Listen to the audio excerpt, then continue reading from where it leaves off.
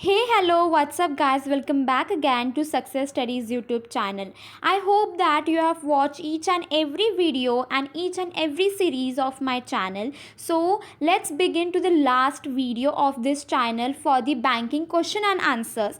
Also, I have few notes regarding the banking 2 and I guess of banking 1 also, which I will share after this video. So let's start with the last video for the question and answers, which is a long answer in and questions which comes in the exam for the 10 marks, and this is a part 2 of the video.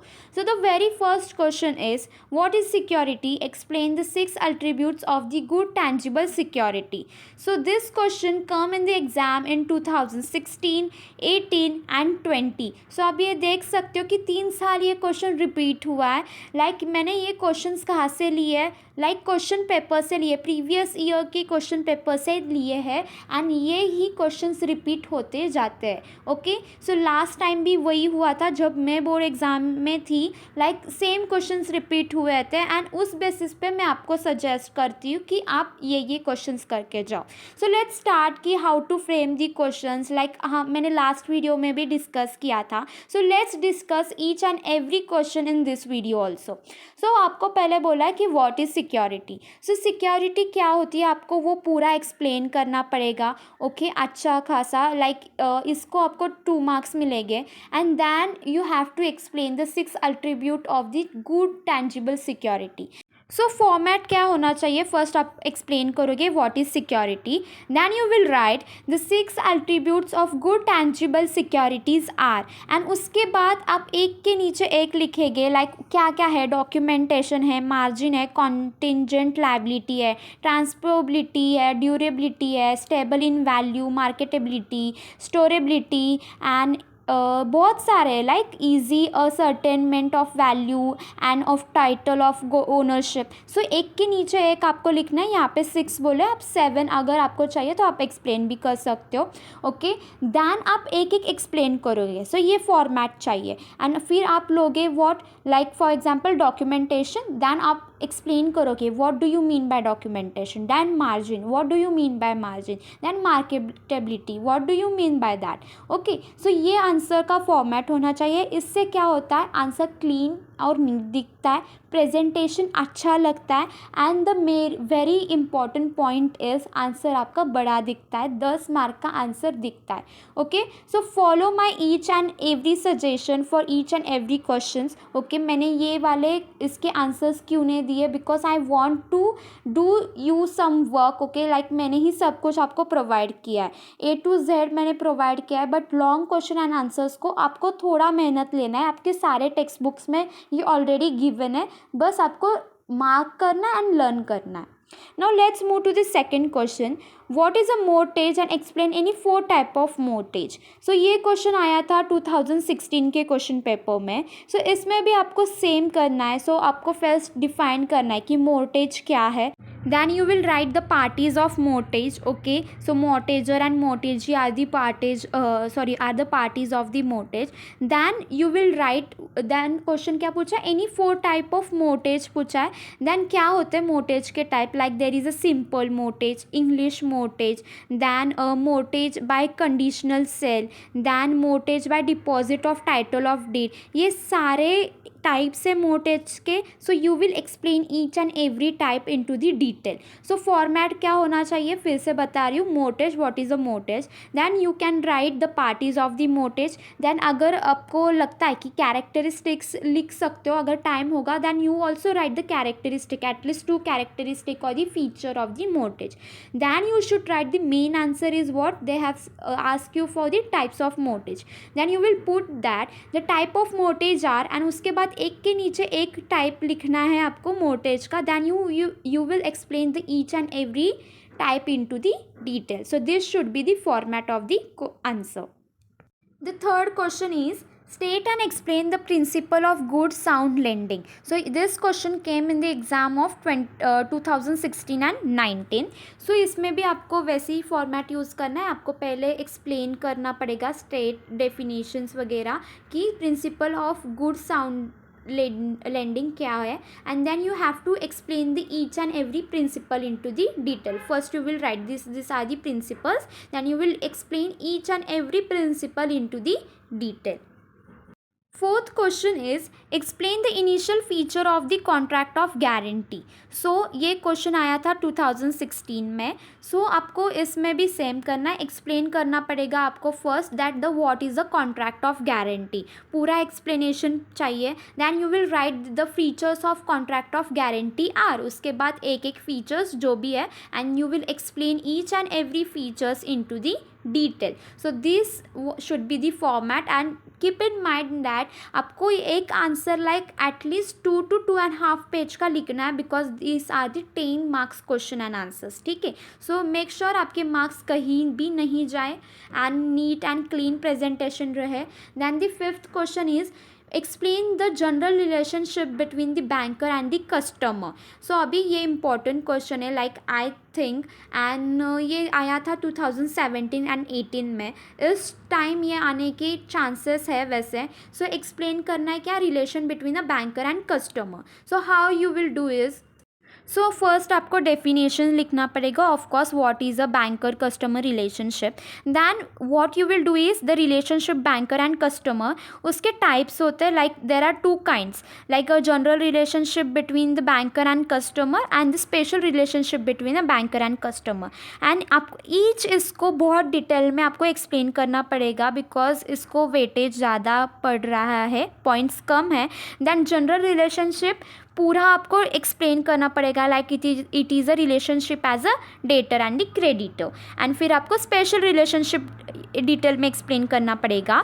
Then you can also explain the like what relationship as a trustees and beneficiaries, like relationship as a agent and principal, relationship as a bailey and bailor, and relationship as a lessor and lessee. So ये सारे types आते हैं उसमें. So you can explain these also. Okay, so this I think is a very important question, so please do it.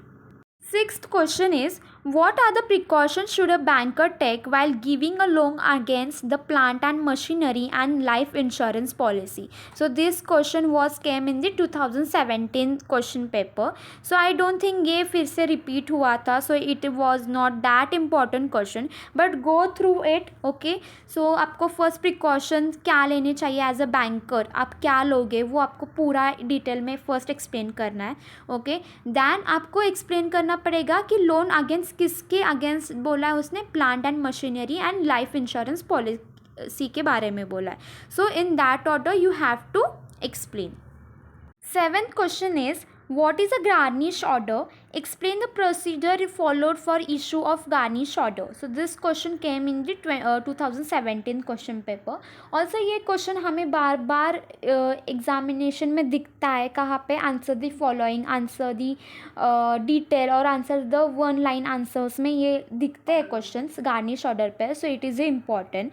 फिर आपको first क्या explain करना है, गार्निश ऑर्डर क्या है, the definition, then what are the parties of the garnish order, and उसके बाद you will explain the procedure issue for the garnish order. Okay, so first procedure क्या है आप एक एक पॉइंट में लिखो दिए. Then you will explain each and every procedure into the detail. And अगर प्लीज़ आप डायग्राम जहाँ जहाँ पॉसिबल हो आप निकाल सकते हो. लाइक इसमें you can draw a diagram. For example like mister A judgment debtor, फिर आप मिस्टर बी जजमेंट क्रेडिटर, फिर इंडियन कोर्ट और उसके बाद बैंक गार्निशी. सो ऐसे आप थोड़ा डायग्राम स्पेसिफाई करके ड्रॉ कर सकते हो कि लाइक आपको लाइक जो आपका पेपर चेक कर रहा है उसको पता चले कि लाइक आपको पूरा कंसेप्ट समझ में आया है गार्निश ऑर्डर के रिगार्डिंग जब आप डायग्राम्स भी ड्रॉ करते हो, राइट. सो आप वो आपको कुछ नहीं बोलेगा and he will give you the full marks. So ऐसा एक इम्प्रेशन पड़ना चाहिए. उसके लिए जहाँ जहाँ डायग्राम्स नेसेसरी हो, जहाँ जहाँ स्पेसिमेंट्स रिक्वायर्ड हो, मस्ट ड्रॉ करना चाहिए. The eighth question is what are the reason for closing account by the banker and the customer? So this question came in the exam for the 27, 18 and 19. मतलब लगातार 3 साल ये question repeat हुआ है. Can you believe that? Like बहुत important question है वैसे देखा जाए तो, कि रीजंस क्या हो सकते हैं कि एक बैंक अकाउंट क्लोज करने के बैंकर भी कर सकता है, लाइक कस्टमर भी कर सकता है, राइट. सो आप क्या फर्स्ट एक्सप्लेनेशन दोगे कि आप पहले बताना पड़ेगा इसमें कि बैंकर और कस्टमर का रिलेशनशिप कैसा है. उन्होंने बोला नहीं है बट आंसर आपको इससे समझ में आता है ना. पहले आपको बैंकर एंड कस्टमर का रिलेशनशिप बताना पड़ेगा. Then you will write that. अभी इसके पॉइंट्स में डिस्कस करती हूँ. You can search anywhere in your book and you can write in to the detail. So अभी एक कस्टमर क्यों क्लोज कर सकता है अकाउंट, ओके. सो उसके बारे में आप लिख सकते हो the closure by the customer, closure by the banker. Like customer भी क्लोज कर सकता है, बैंकर भी क्लोज कर सकता है. देन कस्टमर डेथ, जब कस्टमर की डेथ हो जाती है तब अकाउंट क्लोज कर सकते हैं, लाइक उसके घर वाले या banker directly. Then the customer's insolvency, insolvency होगी तो like he will close the account. Then अगर serving on the banker a garnish order, अगर गार्निश ऑर्डर आया होगा तो we have to close the account, okay. Then the change in the constitution of the customer's firm, then the assignment of the balance by the customer to the third party, customers fluency and instancity, and these are the points, okay, which I have told you. So please search and write it into the detail, okay. So first आपको same procedure मैंने जैसे बोला वैसे answer लिखना पड़ेगा. First relationship between दोनों का, banker and customer. Then you will write what are the reason. So एक एक जैसे मैंने रीजंस बताया, एक के नीचे एक. Then you will explain each and every reason into the detail. 9th question, define a charge. So first आपको डिफाइन करना है चार्ज क्या होता है and explain the different kind of mode of charge on the security. अभी हर एक mode आपको लाइक डिफाइन करना पड़ेगा, एक्सप्लेन करना पड़ेगा चार्ज जो होता है सिक्योरिटीज़ पे, ओके. सो इसका आंसर मेरे पास एक पीडीएफ है जो मैं शेयर करने वाली हूँ, जिसमें मैंने आपको बोला स्टार्टिंग में वीडियो के कि I have the notes also, few notes that I will share after this video. So you can refer from there and if you have the answer in your textbook you can search and write that also. So same format में पहले आपको define करना पड़ेगा and उसके बाद you will write the kinds of mode जिस पे charge लगता है security, and then you will explain it the different kinds of modes creating charge on the security into the detail. 10th question is explain the different types of loan and advance granted by the bank. So बहुत सारे types होते हैं loans के भी. सो आपको एक एक detail में एक्सप्लेन करना पड़ेगा, ओके. एंड ये क्वेश्चन आया था 2020 एग्जामिनेशन में.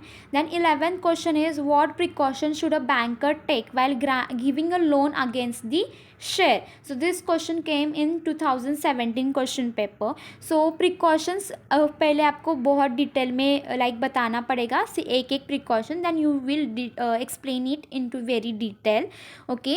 Then the 12th question is what do you mean by a secrecy of bank account, okay. Then explain the brief circumstances under which the banker can disclose the information about the customer's account, okay. secrecy बहुत important चीज़ है. Like एक as a banker मैं किसी और की information नहीं बता सकती किसी और को. अगर उसकी मम्मी भी हो, लाइक कस्टमर की पेरेंट्स हो या कोई भी हो, कि एज अ बैंकर मैं नहीं डिस्क्लोज कर सकती, राइट. मैं कस्टमर को ही बता सकती हूँ. बट सो आपको वो एक्सप्लेन करना पड़ेगा कि सिक्रेसी का इम्पोर्टेंस वगैरह. Then in the second half of the answer what you will write that what are the circumstances under which the banker can disclose. So the circumstances under which the banker can disclose the information about the customers account are.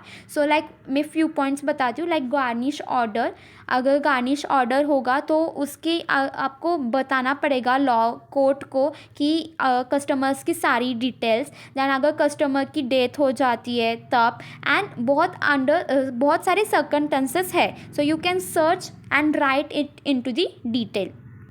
13th one, what are the miscellaneous services provided by the banker. Okay, ये question आया था 2018 में। So bank बहुत सारे services देती है, right. So first आप define करो कि बैंक क्या है, एंड देन बैंक ये सर्विसेज देती है, एंड देन आप एक्सप्लेन करो कि what are the miscellaneous services. Okay, so आप एक एक इसको डिटेल में डिफाइन करोगे, आपका आंसर तैयार हो जाएगा। Then the 14th question is rights of a banker against customers. This question came in the exam of 2018 only. So आपको राइट्स बताने बैंकर के against the customers. Use the same format and practice each and every question in the same format. Like मैंने हर एक question में बताया है आपको, लाइक कैसे आंसर डिफाइन करना है, बड़ा दिखना चाहिए, क्लीन एंड राइट होना चाहिए। सो उस पर वर्क करना ज़रूर। एक एक क्वेश्चन आंसर्स खुद लिख के प्रैक्टिस करना, उससे प्रैक्टिस नहीं करोगे आप। ओके, मेरा पर्पज़ यही था कि खुद सर्च करोगे, खुद थोड़ी मेहनत लोगे एंड आंसर्स परफेक्टली तैयार करोगे, right. So all the very best for your examination. आपकी एग्ज़ाम बहुत अभी जल्दी है, कि एक एक वीडियो बहुत अच्छे से देखना। अगर कुछ डाउट हो तो कमेंट सेक्शन में बताना, मेरा एक्सप्लेनेशन आपको कैसा लगा वो बताना, एंड अगर कुछ भी तरह का डाउट हो you can write in the comment section. Thank you so much guys for watching this video. I hope that you find this video very useful. Okay, please share this video with your friends so they will also get benefited from this. Okay, see you in next video which are related to the notes of banking 1 and banking 2. Till then, take care, keep learning, keep watching. Bye bye.